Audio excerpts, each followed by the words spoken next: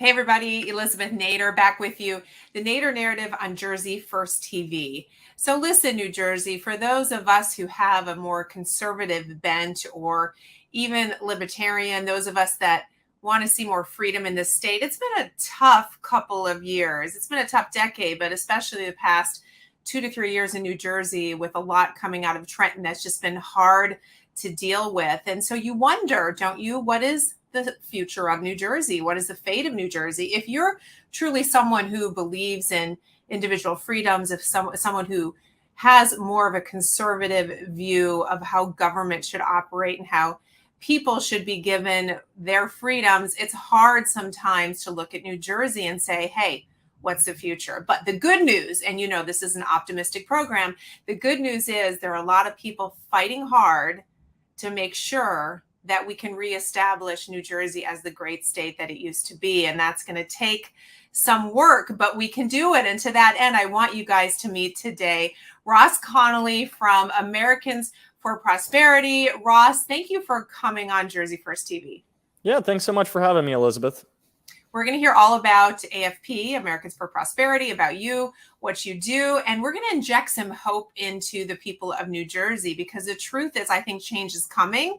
You guys are going to be an incredible vehicle for that change, and we're going to talk some details about how you see New Jersey. But first of all, AFP, almost 20 years ago now, founded as a leading libertarian conservative advocacy group. What does that really mean? What is AFP fighting for?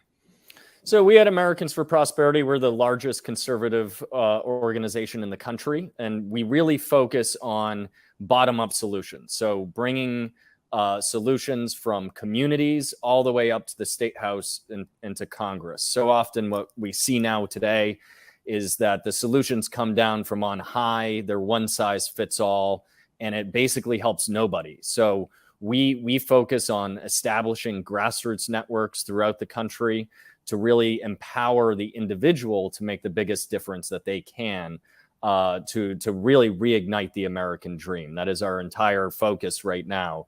Is so many people seem to be getting left behind in today's economy, and certainly with the administration, the current administration in the White House, we are seeing people, the impacts. They always talk about how great the economy is, but we see a huge segment of people getting left behind.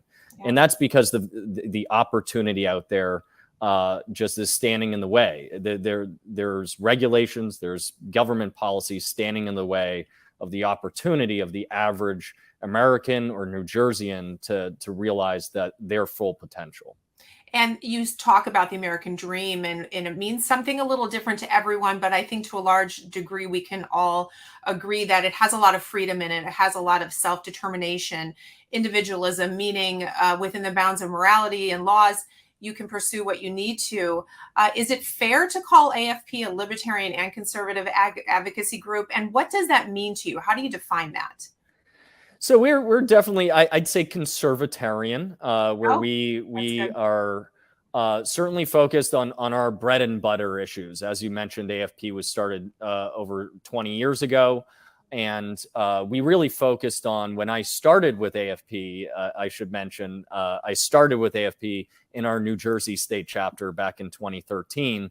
And we really focused back then on economic freedom issues. So taxes, regulations, energy policy, labor policy, those sort of bread and butter issues. We've since expanded to include things like foreign policy, criminal justice, and other areas where we found that we were leaving some aspects of society and government overreach behind by ignoring those issues. So we do engage on some of those issues, but in New Jersey, our big focus is, how do we make New Jersey more competitive?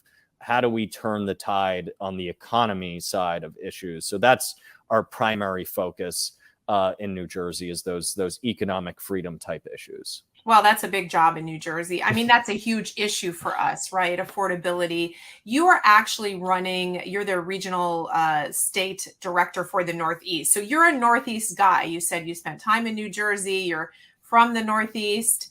I want you to kind of give us a view of how you grade New Jersey right now and how you think we can come out of where we are.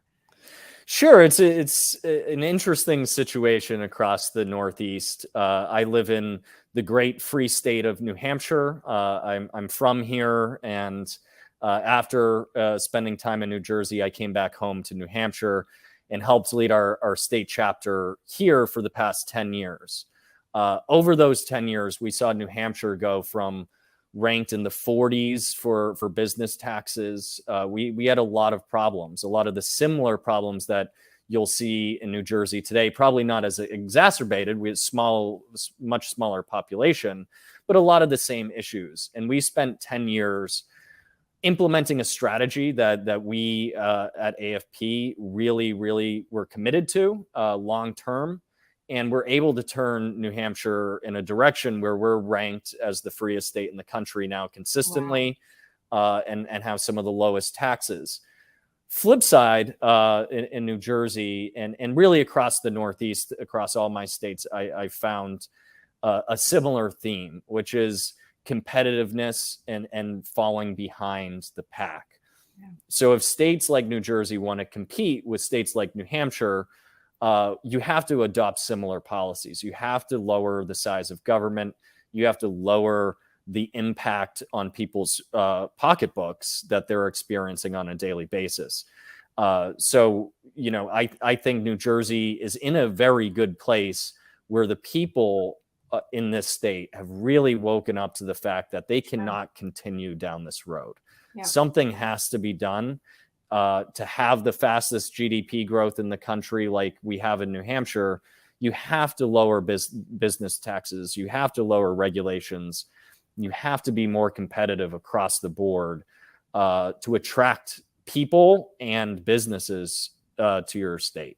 So this success in New Hampshire, which we don't hear enough about in New Jersey, right? We tend to just be in our four walls and we have enough issues here. We don't hear about that. But this is one of the things that makes AFP so successful in what you do. But it's not just New Hampshire.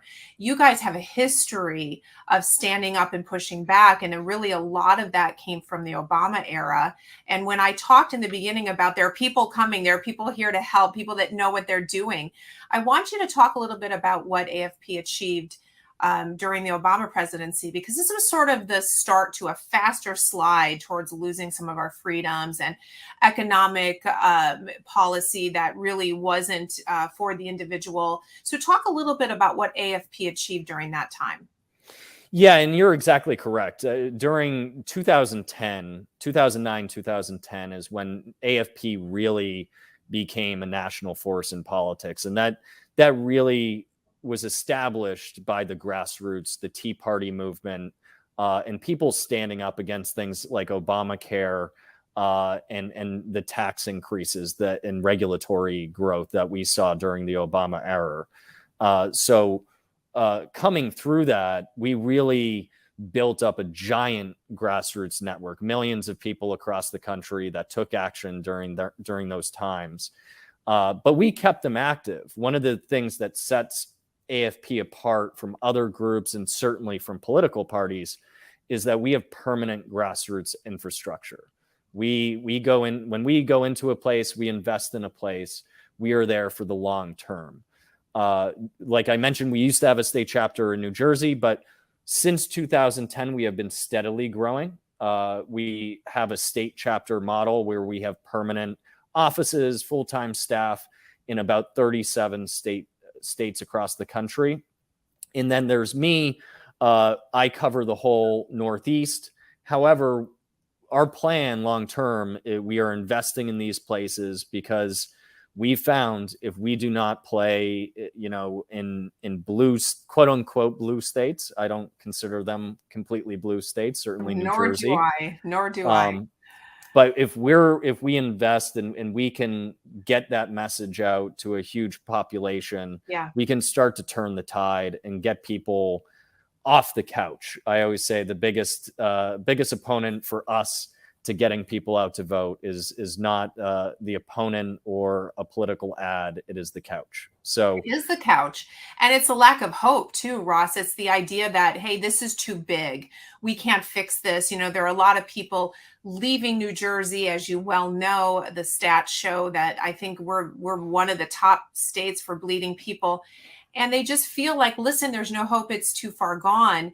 I know AFP feels otherwise, and I agree with you in this regard as well, that if you don't stop the cancer from its source, which is really the blue or purple states that pretend to be blue, I don't think we're blue, then you aren't really achieving anything. We can't just celebrate the red states. We actually have to make change. And so one of the ways that AFP has decided to do this is to partner with Jersey First. Of course, I love Jersey First. I'm on the board. We're thrilled at what Rosemary Becky has built. What was it that AFP saw in Jersey First, and what is your high level plan in terms of partnering with us? I cannot be more excited about our partnership with Jersey First. That I think it was 2 weeks ago, announced publicly our partnership. And really, like I mentioned at the beginning, I started in New Jersey. It was a huge battle. We had a small staff, and we really were trying to just do our traditional model in New Jersey, where it's a state of 8 million people. That's a large hill to climb. Yeah. So this model, I can tell you, our entire organization is excited about it. Why reinvent the wheel is our sort of position. Jersey First is out there doing amazing work across the state, already amplifying a lot of the messages that we work on. So that partnership is going to include us being able to provide more resources to the state and the liberty movement in New Jersey, but also helping Jersey First grow and scale across the state in a way that we at AFP aren't the outside group coming in. We can give, advice and things like that, but the folks in New Jersey know the state best, and we can just assist in helping bring some of those ideas from the rest of the country into New Jersey and help amplify those policies that will be transformative in a very positive way for the population there. Proven solutions, things that you guys have achieved elsewhere. Absolutely don't need to reinvent the wheel. I want to talk a little bit about grassroots, because since early 2020, really late 2019, early 2020, there was a rejuvenation and a rebirth really of the grassroots movement in New Jersey, sparked by the medical freedom movement, interestingly enough. And then, of course, once we all entered in COVID, it became sort of this general pushback against the loss of freedoms. We had it pretty tough here through all of that. But grassroots is a word that, while I understand it, and I think Jersey First majors in it, a lot of people don't understand it, Ross, and they throw that word around. And I see so many politicians saying we're grassroots. And I sort of want to stop everybody and say, wait a minute, guys. Everybody claims to be that. What is that really? So I want you to define it for everyone. Well, like I mentioned, we believe in bottom-up solutions, and the most localized government that you can have is the individual. And really, I'm an eternal optimist. I always think that we can turn things around. We can always fix a problem, and I believe that empowering the individual to make their own choices is the best route to actually effectuate that change. Right. So, we focus on, we'll do, and I'm sure you'll be seeing it coming up in New Jersey. We'll be doing events, trainings, and all sorts of activist focused events to really excite people, give them that hope that might be missing, and show them a path where they can take action, and give them the tools to take action, right, so that they can make their voice heard. Because what we found, specifically, we're headquartered in Arlington, Virginia, right outside of Washington, D.C. And our folks down there always say that there's 10,000 lobbying groups, in D.C. What makes elected officials care what we say, whether it's on Capitol Hill in DC or in the State House in Trenton, is that groundswell of support. That's right. When you get people in their districts calling representatives, calling senators, calling the governor, and giving them what their position is, and asking them to take a different position than they've said publicly, you will see change happen. You will see them shift their position. So that's the power of grassroots. And just another example real quick was the first 2 years of the Biden administration, where we were really on defense the entire time. So some of their policies that they were trying to pass were so extreme, it would have fundamentally changed the entire country, how we function as a government. And we got our grassroots, our network, immediately activated after he took office, and we saw the agenda, and we were successfully able to stop horrible things like HR1, the PRO Act, and all sorts of those additional spending bills. Can you imagine how bad inflation would be if we passed that $6 trillion bill? Those are the things that you really saw people stand up and just say no, finally. And it was thanks to the average AFP activist that we were able to accomplish that. I'm glad you bring that up because, there was a lot of fear. HR1 is an example, a lot of fear around that. And I think some people felt like it was inevitable, but we need to look at what was done from groups like you and from individuals to push back, even in a scenario where we didn't really have the power on Capitol Hill per se. I mean, they certainly could have had the votes to push that through.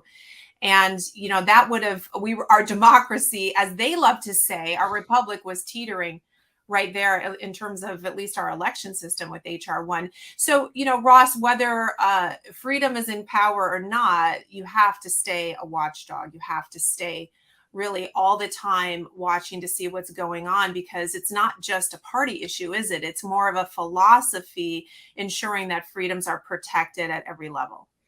Yes, and I'll point out just real quickly, at AFP, we don't care which team is in charge, which letter you have next to your name. We care about policy outcomes. We do engage in politics in elections, but that is not our means to the end. Our end is the transformative, positive policy outcomes that will help the individual person that's struggling right now, because that's the end game, should be the end game of politics, is actually improving the lives of the American people. And right now that doesn't seem to be the case down in Washington or in Trenton. So we're really focused on empowering those folks to speak up and hopefully push back on all this and get to a place where we have a policy majority, not a partisan majority, and we can pass good policy that will actually help people and reduce those barriers in government. I love that mindset shift, a policy majority, not a partisan majority. So let's shift to New Jersey on the last few minutes here, because, I am with you in that I think we're purple. I don't think we're as blue as they like to tell us. And I'm an optimist about what can happen over the next 2 to 3 years. What are we doing well? What are our strengths and what are our weaknesses? Like, I already know that answer to the second one, but go ahead from your standpoint. Tell us where we're doing well and where we're suffering. There's definitely some good highlights in New Jersey. For instance, you have actually better homeschool laws than New Hampshire does. Because we have none. Exactly. That's why. Exactly. There shouldn't be this big burden for parents to Right. teach their own children at home. I've always been confused. Even in New Hampshire, we require, testing for those students. New Jersey, you really give freedom and power to the parents if they choose to make that decision. Now, there's not a lot of options outside of that, which we're hoping to provide. But there's been some good developments. The corporate surcharge tax looks like it's going away in New Jersey. So I think similar to Massachusetts and Connecticut, the even folks on the other side of our usual allies on the aisle, they're realizing that they have to change some policy. Yeah. They have to lower some tax Right. burdens. So that's a positive development. I always point out in New Jersey 50 years ago or 60 years ago, New Jersey was a tax haven, just like New Hampshire, just like Connecticut used to be, where you didn't have a lot of taxes, period. And New Jersey at that time was in its boom era. It was, every company was moving there.